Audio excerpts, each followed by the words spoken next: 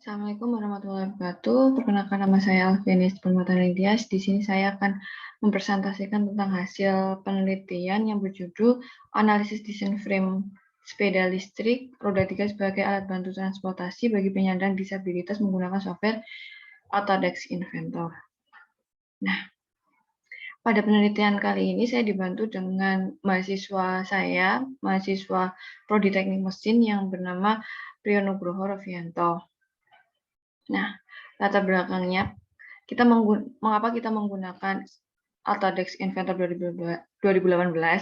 Karena pada software Inventor 2018 ini ada fitur stress analysis, di mana stress analysis ini bisa menggunakan sebagai alat pengujian struktur pada software Inventor yang menerapkan konsep finite element analysis.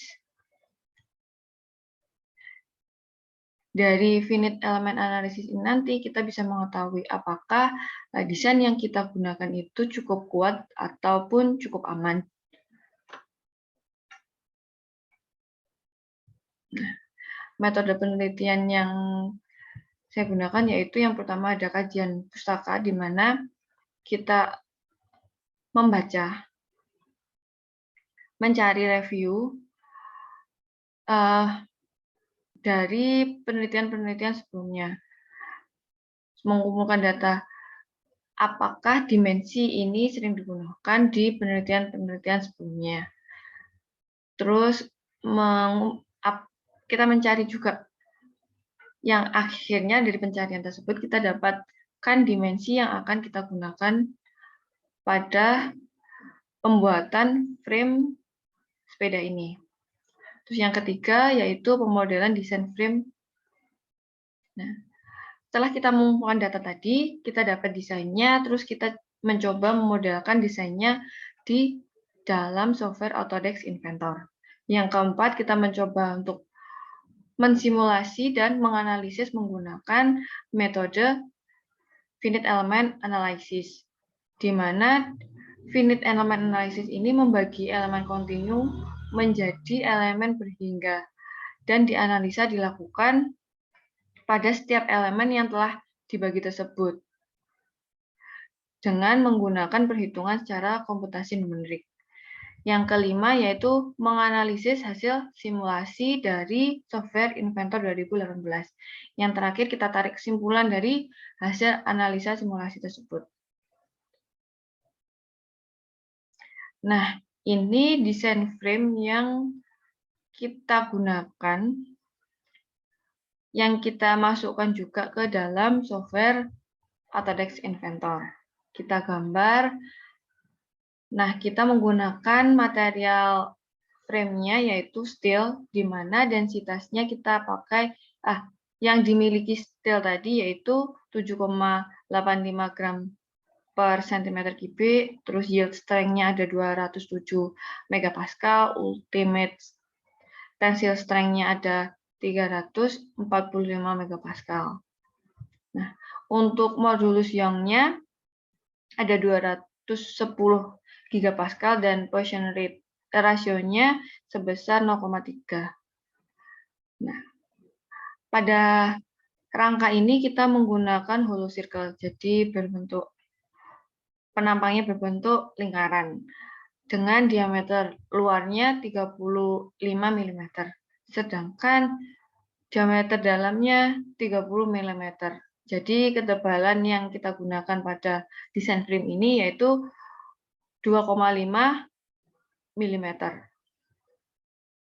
Nah, selanjutnya yaitu penentuan constraint, di mana penentuan constraint ini merupakan titik-titik yang akan menerima beban yang telah kita tentukan. Dalam hal ini, bebannya itu yaitu ada 3 variasi.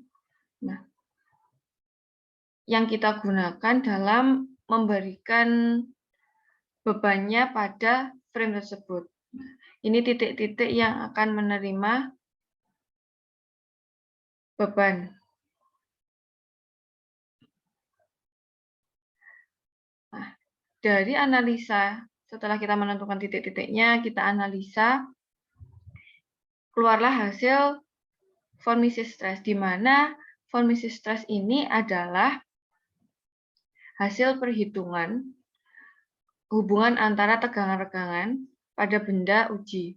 Nah, tegangan-regangan ini diperoleh dari hasil deformasi yang dialami oleh frame, sehingga tegangannya sama dengan nilai dari von Mises stress. Nah, ada 3 beban yang kita berikan. Yang pertama yaitu yang paling berat ada 882,9 Newton, yang kedua ada 735,75 Newton, yang terakhir ada 588,6 Newton. Nah, dari hasil simulasi atau hasil von Mises stress pada simulasi di Autodesk Inventor, kita mendapatkan bahwa tegangan maksimum yang diterima oleh frame-nya yaitu pada tabel di bawah ini ada 20,026, 17,0551, ada 14,0829 megapascal. Sedangkan yang maksimumnya sangat rendah sekali, yaitu 0,0003599936.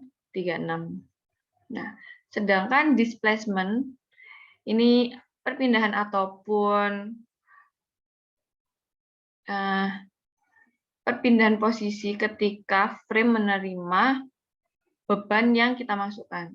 Nah, kalau kita lihat pada gambar ini, nah, ada warna orange, di mana warna orange ini menunjukkan bahwa nilai dari beban maksimumnya yaitu 882,9 beban maksimumnya, dan displacement yang diterima ada 0,05773 mm. Jadi perpindahan paling besar ada di bagian frame sebelah ini.